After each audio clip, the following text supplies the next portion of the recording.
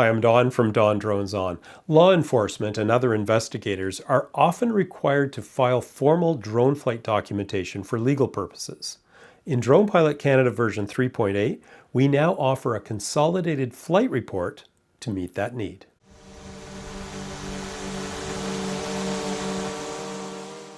To generate a flight report, go to the flight log list on the hamburger menu. Select one or more flight logs, then tap on Export Flight Report on the dot menu.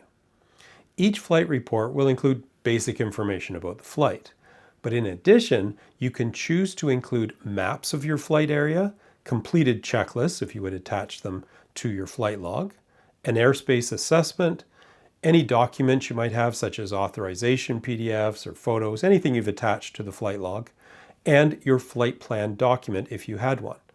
By default, all of these sections are included in the flight report, but you can choose to slim down your report if you wish by simply unticking any of these sections. Drone Pilot Canada will then generate a single PDF file with a file name that includes the title of your flight.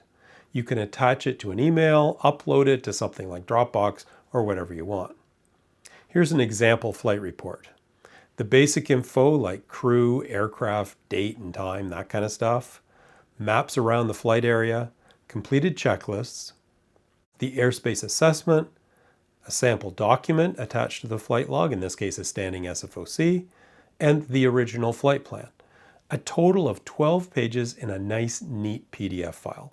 Now, this is not the kind of document everybody needs to generate, but as I mentioned, there are some groups that need a simple way to prepare flight documentation. Accident investigators, law enforcement, search and rescue, and so forth. Drone Pilot Canada flight reports should save them a lot of time.